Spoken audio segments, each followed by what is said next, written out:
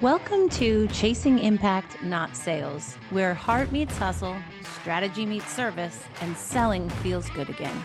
I'm your host, Mandy Minatello. Let's go. Hey, welcome back to another episode of Chasing Impact, Not Sales. I'm Mandy Minatello, and I am excited to address something that I think is so near and dear to sales professionals at every level of the game. A lot of the topics I've been talking about lately have really been geared towards leadership in sales. But today I want to talk to the sales professional themselves. What I want to talk about is the most frustrating aspect of sales, and that is when buyers ghost you.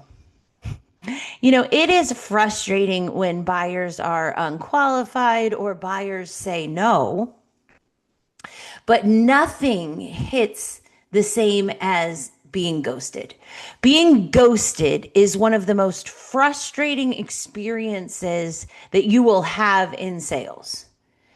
I mean, you have a great call, the prospect is engaged, they're nodding along with you, they're asking insightful and thoughtful questions, they're tracking with you, they're saying things like, "This sounds amazing," and "I've been looking for something like this," and "Where have you been my whole life?" and "It's like you really get me," and "I'm really excited about this." And then silence. Then all of a sudden, there's no reply to your follow-up. There's no response to your message. There's no decision. They're just gone. And then salespeople are left to try to interpret what the heck happened. And to be honest, in working with salespeople at all levels, selling in all different industries, most salespeople immediately assume the same thing when something like this happens. They assume that the buyer just lost interest. They assume the buyer changed their mind, or they were never really that serious. But when you really diagnose what happened, oftentimes it's the opposite that's true. Sometimes buyers will ghost when they actually like you. And that's the part that is so easily misunderstood. Because really, when you get to the core of it, ghosting is rarely about disinterest. They didn't lie when they said this is a super exciting opportunity, or "Where have you been all my life?" or "You really get me." It's not that they're, literally swindlers. It's not that they were disinterested. More often, it's about in the moment overwhelm, or fear of commitment, or most likely it's unresolved uncertainty. I mean, think about it yourself. How do people behave? How do you behave when a decision feels heavy? When you know you have a decision to make, you feel it in your chest. You feel it in your breath. And you don't always just come out and say no, because no doesn't always feel right either. It's the decision itself that feels heavy. So you pause. You delay, and you avoid the conversation. This is human nature. People disappear when they don't know how to move forward. You don't disappear when moving forward means saying no.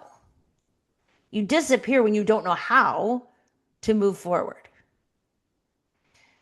It doesn't mean they don't care.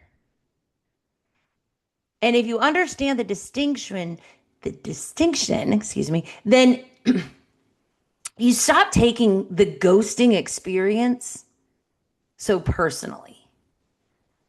Think about it. It's the human experience that they're going through that's creating the ghosting experience that you are experiencing.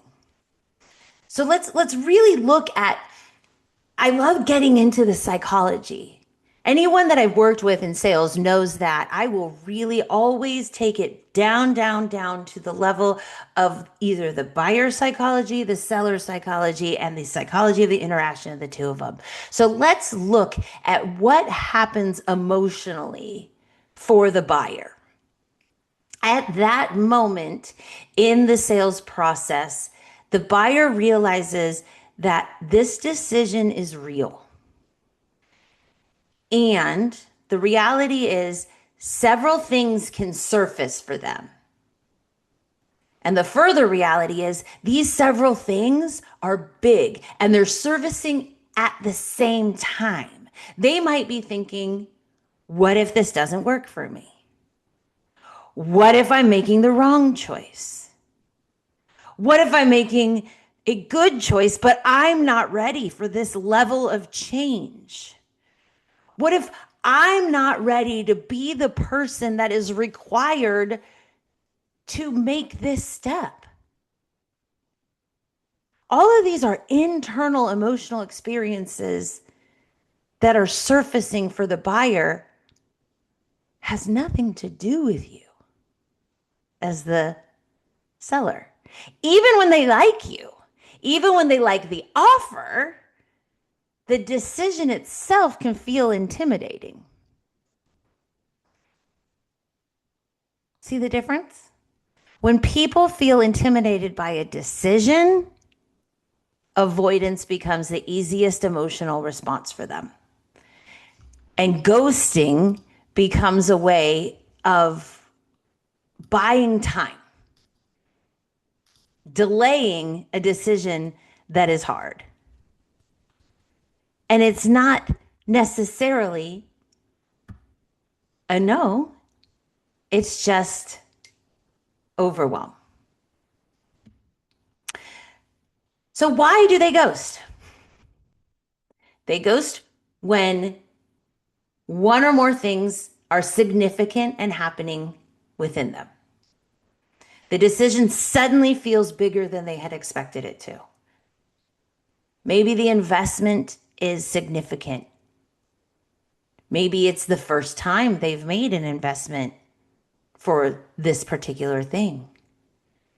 Maybe the commitment is longer than they realized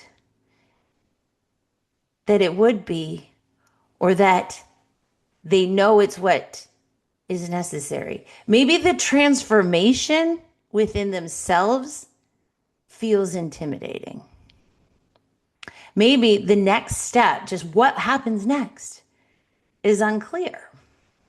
They may love the idea of the outcome, but they cannot visualize what actually happens right after they say yes. I don't know about you, but I am this way when it comes to like doctor's appointments and things. I feel like I can pretty much handle anything. I just need to know what to expect. You know, if I have to have a procedure or something, I just need to know, okay, what's the maximum longest it could possibly take so I can mentally prepare? We talking about something that's going to be 5 minutes of extreme pain? I can do. Is it going to be 3 hours of extreme pain? I can do it too. Just help me prepare. But if I don't know, that emotional risk feels unbearable. If I know exactly what's expected of me, I can mentally prepare, I can move forward with absolute certainty, with empowerment, and I can step into the person that I have to be to meet the circumstance. This is what happens when making that purchase represents growth, change, Could be an entire identity shift. And the internal pressure that the buyer feels can often be something they did not anticipate. Maybe suddenly they feel pressure from a partner, or maybe pressure from finances, just seeing that number. Maybe they're feeling pressure from needing to meet their own expectations. Oftentimes, this battle is an internal one. So instead of confronting that tension, they withdraw. Yes, they liked the conversation. Yes, they liked the offer. Yes, they liked you. They just didn't feel safe making the decision yet. Not they didn't feel safe making the decision. So this is where many salespeople unintentionally make things worse. When you don't understand what is psychologically going on with the mindset of the buyer, what salespeople do when someone ghosts them is their instinct is to respond with more urgency. They start following up more aggressively. They double down. More emails, more messages, more quote unquote, just checking in or circling back. Or they assume they did something wrong. So they replay that call in their head over and over. What did I say that was wrong? Maybe I should have closed harder. Maybe I should have overcome objections better. They start going down the rabbit holes of looking at what other people have done and what could they do. And it's keeping them up at night because somebody didn't like them or they should have this or whatever. And then what happens to make it even worse than that is they decide that the solution is next time I'm definitely pushing harder. Yikes. And you get these crazy hustle culture people that we don't like as our sales models. But when you understand what really happens in the ghosting experience, you understand that ghosting is usually a signal about the decision environment, not the seller's performance. It's information. It's data to collect, not failure to dwell on. So great, Mandy, thanks. Now what? What do you do instead? Instead of focusing on convincing or persuasion or leaning in harder, instead, strong sales conversations focus on creating decision safety. Again, we go back to Mandy in the doctor's office. It's not that I'm not going to accept the treatment or the procedure or the whatever. It's that I just need to feel safe about it. So, strong sales leaders help the buyer to process the decision before the call ends. This doesn't mean you're forcing urgency. It means you're creating clarity, really reading the caller, and understanding their need to feel safe. Strong sales conversations will reduce that friction that the buyer is feeling. They help buyers think through things like, okay, what happens if you say yes? Not just what happens in your business, what happens in your life, and practically what literally happens step by step that you can expect next. what actually will change in your life or in your business. Have them have that conversation so they're prepared. What happens if you say no to this opportunity? Again, what happens in your business, what happens in your life, and what literally happens next. And what continues if you say the same and you don't say yes and you don't say no. You just don't say anything. And then ask them, what uncertainty still exists? We've gone through what happens if you say yes, what happens if you say no, what happens if you do nothing, and what uncertainty is still there? Is there anything about this decision that feels unclear?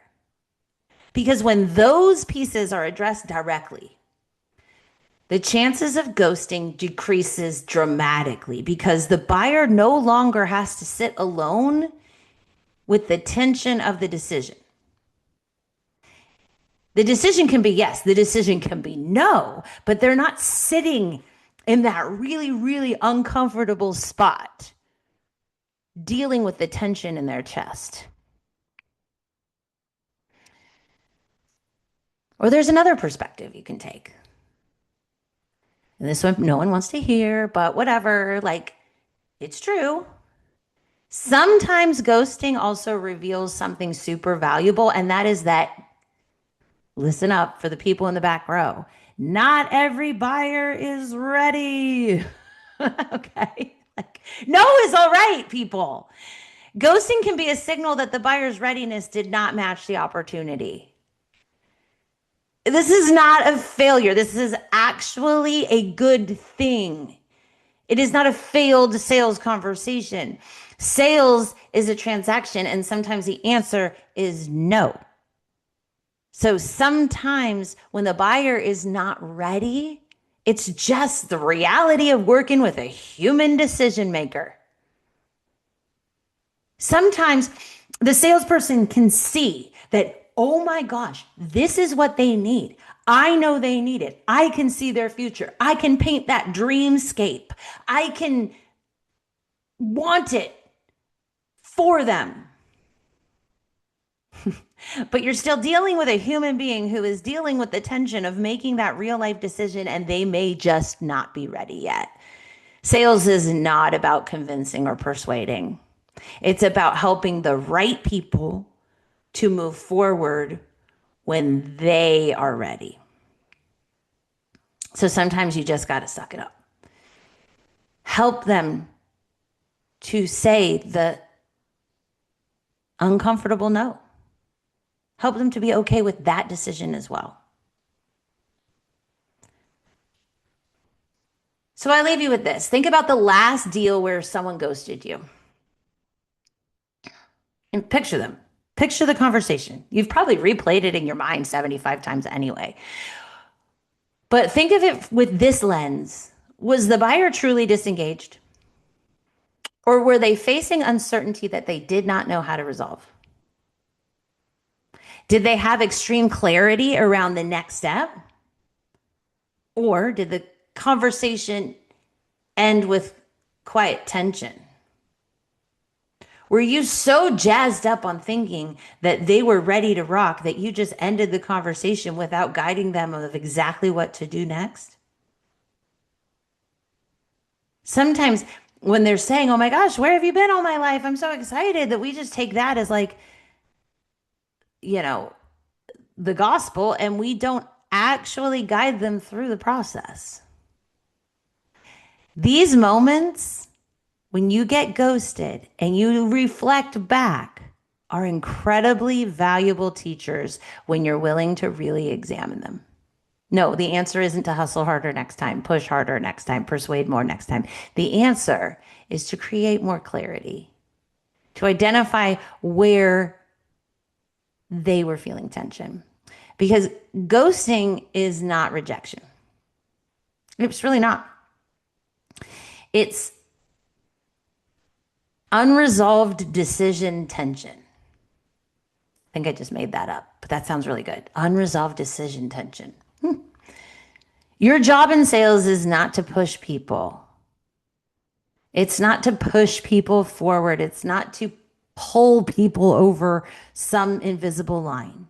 Your job is to create clarity, reduce friction, and help people to feel safe making a decision one way or another. That decision might be yes, that decision might be no, but you want them to make the decision and not just ghost you and not feel like their only response is to ghost you. Because when people feel safe deciding, they don't disappear. They engage with you. And that is where the real trust happens. That is creating and chasing impact. And that's the challenge. Let's go. Thanks for listening to Chasing Impact, Not Sales. If this episode sparked something, share it, subscribe, and remember, real sales come from real service. Keep chasing impact.